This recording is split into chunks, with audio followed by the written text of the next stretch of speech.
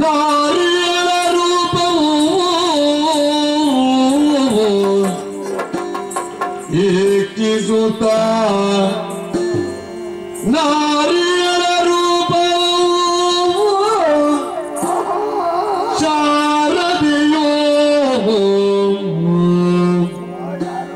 ಹರನರಸಿ ಮಾರಮಣಿ ಸುರಸತಿಯೋ ಆರಿವಳಿ ಗಿರಿಗಾಳಿ ನೀರು ಯಾರೀತಿ ಈಗಲ ತಾರಿಣಿಯು ಕಾಣೆವೋ ಆರೋ ಶಾರದೆಯೋ ಹರನರಸಿ ಮಾರಮಣಿ ಸುರಸತಿಯೋ ಹರರೇಗೋ सकरी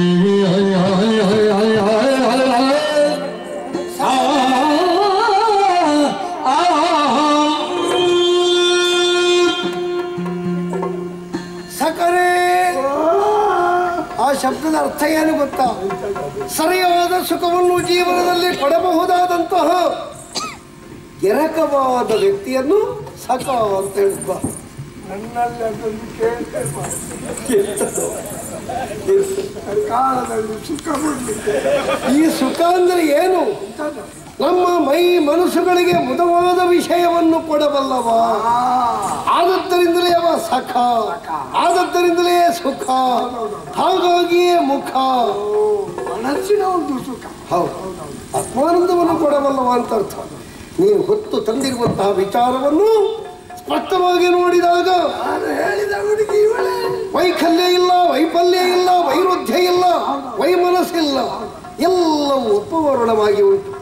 ಇವಳನ್ನು ಕಂಡಾಗ ಯಾವ ಲೋಕಕ್ಕೆ ಸಂಬಂಧಪಟ್ಟವಳಿರಬಹುದು ಇವಳು? ನಿಮ್ಮ ಕಲ್ಪನೆ ಯಾವ ಲೋಕದ್ದು?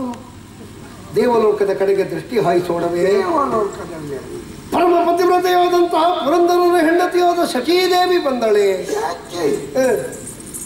ಇನ್ನೊಬ್ಬರ ಹೆಂಡತಿ ಅಲ್ಲ, ಅಲ್ಲ, ಕುತ್ತಿಗೆಯಲ್ಲಿ ಕರಿಮಣಿ. ಹಾಗಾದ್ರೆ ದೇವಲೋಕದಲ್ಲಿ ಕುಡಿಯುವಂತಹ ರಂಭಾದಿ ನಾರಿಯರು ಇಲ್ಲಿಗೆ ಕಾಲಿಗೆ ಕಟ್ಟಬೇಕು. ಅದಕ್ಕಿಂತ ಸೌಂದರ್ಯದ ಗಣಿಯವಳು ರಕ್ತ ಸಲಾಕೆಯಂತೆ ದೀಪ್ತಿಯಿಂದ ಫಳಫಳನೆ ಹೊಳೆಯುತ್ತಿರುವಂತಹ ಈಕೆಯನ್ನು ಕಂಡಾಗ ಕಣ್ಣಿನ ಒಂದು ನೋಟ ಆಕರ್ಷಣೆ. ಕಣ್ಣು ಅಂತ ಹೇಳಿದ್ರೆ ಹೇಗೆ? ತಾವರೆಯಾದವು. ಒಂದು ಮಾತುಂಟು, ತಾವರೆಯಾದವು. ಇವಳ ಮಗುವನ್ನು ಕಂಡಾಗ ಅರಳಿರುವಂತಹ ತಾವರೆಯಾದರೂ ತಾನು ಮುದುಡಬೇಕು. ತನಗಿಂತ ಹೆಚ್ಚು ಸೌಂದರ್ಯವನ್ನು ಅರಳಿ ಕೊಡಬಲ್ಲಂತಹ ಮಗುದಾವರೆಯಲ್ಲಿರುವಾಗ ನಾನೇನು ಎನ್ನುವಾಗ ಅದಕ್ಕೆ ನಾಚಿಕೆ ಆಗಬೇಕು. ಹರನರಸಿ ಅಲ್ಲ, ಹೌದು, ಪಾರ್ವತಿ ಪಾರ್ವತಿ ಅಕ್ಕ ಪಾರ್ವತ್ಯಕ್ಕೆ ಹೋಗ್ಲಿಕ್ಕಿಲ್ಲ. ಯಾಕೆ? ಯಾಕೆಂತ ಹೇಳಿದ್ರೆ ಈಶ್ವರ ದೇವರು ಇದ್ದಾರಲ್ಲ, ಭಯಂಕರ ಹೆಣ್ಣು ಅಲ್ವ, ಹೆಣ್ಣು ಒಬ್ಬಳಿ ಗಂಗವ ನಿತ್ತ, ಮತ್ತೊಬ್ಬರ ಶಿರದಲ್ಲಿ ಪೊತ್ತ, ಸುತ್ತ ಗಣಗಳ ಮೊತ್ತ, ಅವನಿಗೆ ಕಾಮದ ಪಿತ್ತ, ಹೆಣ್ಣುಗಳೆಂಬ ಪಿತ್ತ. ಹೌದು, ಇದಲ್ಲ. ಹಾಗಾದರೆ ಸಿರಿದೇವಿಯೇ? ಸಿರಿದೇವಿ ಯಾವಾಗಲೂ ನಾರಾಯಣನ ಎದೆ ಮೇಲೆ ಕೂತ್ಕೊಂಡಿರು. ಹೌದು, ಆದ್ರಿಂದ ನಾರಾಯಣ ನಿನಗೆ ನಾರಾಯಣ ದೇವರು ನಾರಾಯಣನ್ನ ಆಗ್ತಾರಲ್ಲ, ಅಂಥವರನ್ನೆಲ್ಲ ಒಂದು ಅಣ್ಣ ಅಂತ ಕರೀಬೇಕು. ಹಾಗಾದ್ರೆ ಬ್ರಹ್ಮದೇವರ ರಸಿಯಾದಂತಹ ವಾಣಿಯೇ? ಬ್ರಹ್ಮದೇವರು ಸೃಷ್ಟಿ ಮಾಡುವಾಗ ಸೃಷ್ಟಿ ಮಾಡುವಾಗ ಶಾರದಕ್ಕ ಒಟ್ಟಿಗೆ ಬೇಕಂತ. ಹೌದು, ಇಲ್ಲೇ ಇದ್ರೆ ಬ್ರಹ್ಮದೇವರಿಗೆ ಕಣ್ಣು ಕುರಿ ಅರ್ಧಂಬರ್ಧ ಆಗ್ತದೆ. ಹೌದು, ಮನುಷ್ಯರ ಮೂಗನ್ನು ನಾಯಿಗಿಟ್ಟು ನಾಯಿಯ ಮೂಗನ್ನು ಒಂದು ತೊಂದರೆ ಮಾಡಿದ್ದಾನೆ, ಇನ್ನೊಂದು ಮಾಡುವ ಯೋಜನೆ. ಹಾಗಾದ್ರೆ ಅಲೆಯ ಮಗಳಲ್ಲ, ಕಲೆಯ ಮಗಳಲ್ಲ, ಮಲೆಯ ಮಗಳಲ್ಲ, ಯಾರಿವಳು ಯಾರಿವಳು ಯಾರಿವಳು ಯಾರಿವಳು ಯಾರಿವಳು? ನಾವೇ ಚರ್ಚೆಗೆ ಹೋದ್ರೆ ಆಗುತ್ತದೆ. ಚರ್ಚೆಗಳಿದ್ರೆ ಆಗುತ್ತದೋ?